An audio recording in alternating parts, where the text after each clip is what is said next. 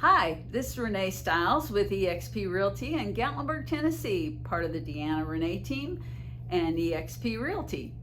So I want to talk to you today about inspections. Let's just say you're a seller and you've got a contract on your house. Yay, we finally got a contract on our house. Now they're going to do an inspection. And the thing is, on rare occasions, you would have no inspections, but we're back in a normal market and they will have an inspection. So, not a problem. Just prepare your house before this inspection period. It's going to occur within 7 to 20 some days after you have a signed contract.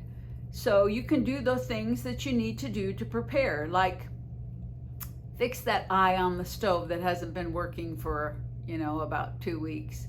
It's funny how we just get accustomed to things being wrong, say a leaky faucet or a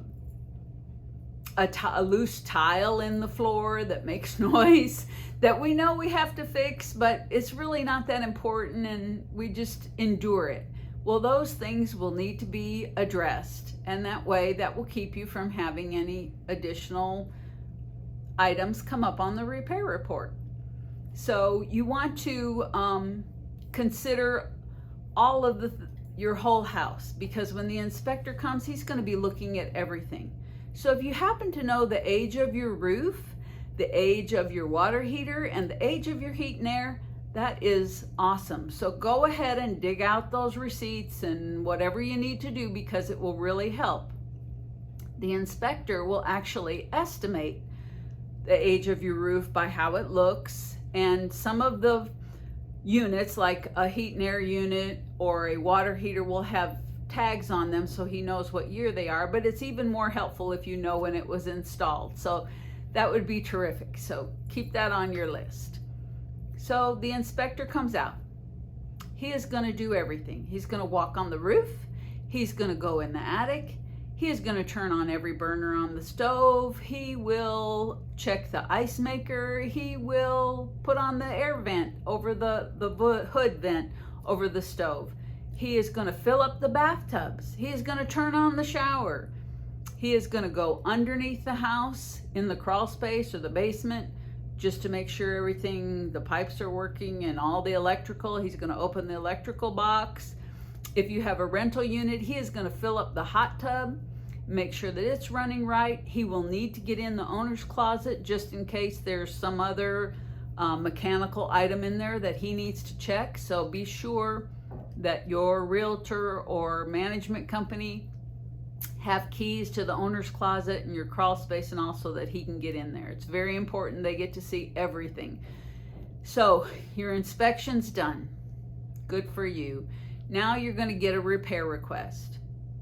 On occasion, you don't get a repair request, but most of the time, people want something repaired. They feel like, I don't know, they're paying for the house and they think you owe them some repairs. So you'll get this report. One thing to remember, the inspection report is owned by the buyer. They have paid for it.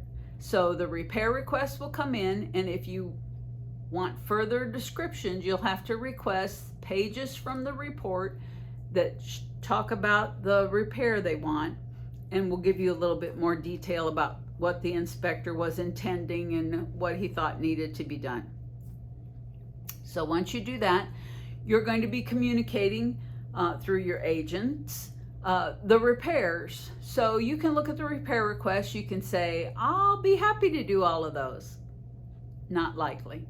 But you can also say, I'm going to do the first 3 and not the others. Or you can say, I'm not going to do any of those at all. Particularly that happens if you've accepted an offer lower than what you really wanted to, because you're under pressure to be completed with your sale or whatever, for whatever reason. Or the other option is you can give them a credit, a certain amount of money that you think it's going to cost to do the repairs that they've listed. Now, these repairs should really be centered around foundation structural issues or safety issues. Unfortunately, a lot of the buyers go for the whole gamut. They want cosmetic things done, just things that are out of the realm of the scope of what it is supposed to be for repairs. So keep an open mind when you get your when you get your repair request, and it'll be all right. Just kind of, be ready. So if you do the things you need to do to prepare for an inspection, and you realize that, it's the inspector's job to find something wrong. I mean, they are checking things and they want to be sure it's up to code and in perfect condition. And, it's not always realistic, but it's a great aim. So prepare yourself for a repair request.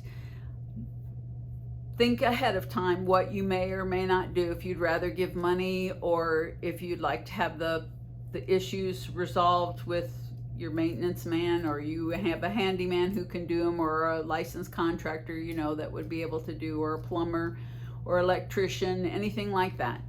But there are a few things that always seem to come up that you might want to think about, like GFIs in the kitchen and bathroom and outside. These are items that typically come up on a report. Also, a TPR valve and a pan underneath your hot water heater. That's another one that comes up regularly. So right now, that's all that's coming to my mind, but I'm sure there are plenty of others that we've seen over time, and if I had a moment more to think about it, I'd probably be able to tell you. But anyway, get prepared for your inspection. It's nothing to be afraid of. It can really work to speed the sale along, and then everyone is happy at the closing table, and that's what everyone wants. If you'd like to hear more about the things you need to make a sale and just about the general area that we work in, which is Sevier County, be sure and subscribe and click the bell for notifications to keep you up to date. Thanks.